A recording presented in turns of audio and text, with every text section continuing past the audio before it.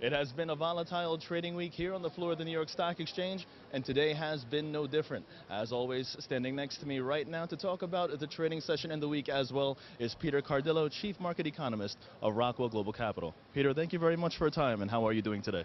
Very well, thank you. All right, before we talk about the week that just happened, let's talk more about today. The Dow Jones opened mixed. Right now, the Dow is down about 50 points, and this due mostly in part, well, partially in part, to St. Louis Fed President James Bullard coming out just 2 days after the September FOMC meeting, stating already that we could see tapering in October. Do you think that had any effect on the markets? No, I don't really think so. I think what we're seeing here is the options expiration taking its toll on the market today. You know, it's quadruple witching day, and generally when you have that, you have some volatility. Now, we didn't have any macroeconomic news today, and of course, you know, Mr. Bullard saying that, you know, probably weighing a little bit on the metals, obviously, but in terms of the stock market, I think, you know, it's just options related. Okay, you're talking about quadruple witching. I have to ask you about that. As is standard, whenever there's quadruple witching, there's always a ton of volatility.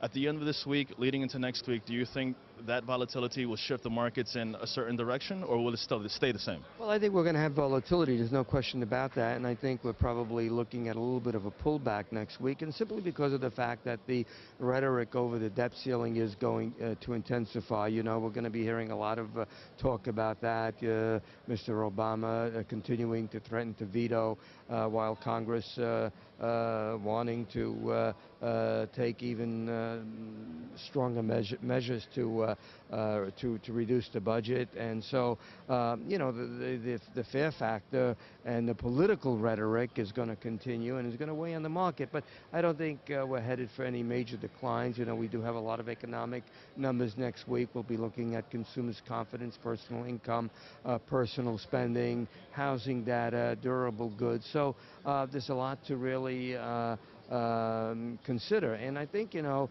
the Fed rhetoric is also going to be quite intensifying quite a bit, simply because of the fact that, you know, you said it before, 2 days after the Fed meeting, and here we have Mr. Bullard suggesting that maybe the Fed is going to taper in October, something I don't think is going to happen. I'm sticking to my predictions that it will happen this year, but it will happen at the end of the year, sometime in December. And the reason being is I think that they're going to want to collect more data, especially on the labor front, on consumer spending, consumers' confidence. These are key economic indicators, and you know, if there's one thing the Fed does not want to do, that is to upset the apple cart. And they did that back in June when they began talking about tapering. And look what happened. We basically doubled in yields, in bond yields, and that sent a trauma in the bond market, and we also had a bit of a bumpy ride in the stock market. The one thing the Fed does not want to do, although they'll continue with this, with their rhetoric, and they'll dance around it, you know, we'll hear the dovish comments, and we'll hear the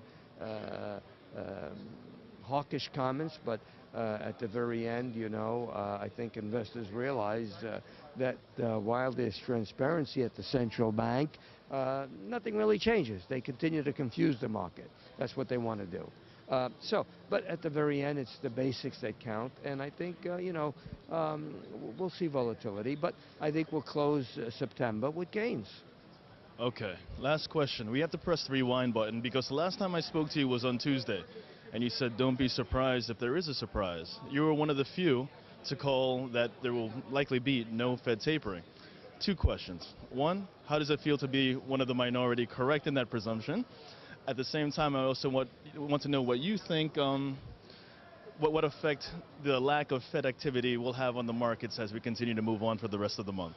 Well, I just think, you know, if anyone really looked at all the facts and realized what the Fed was saying all along, that that a surprise shouldn't have been a surprise.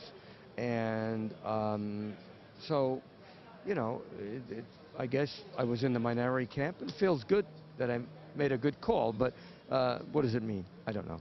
In any event, as far as the Fed's, you know, going forward.